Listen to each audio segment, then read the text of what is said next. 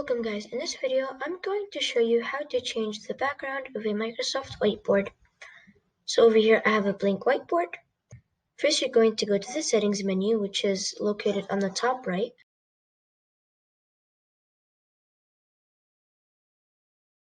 Then you're going to go to the option that says Format Background.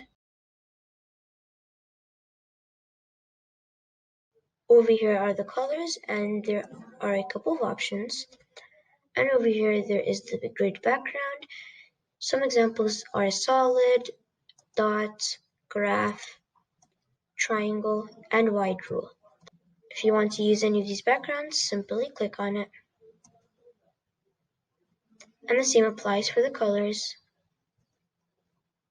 Thank you for watching. I hope this video helped. If it did, please don't forget to subscribe, and I'll see you in the next video.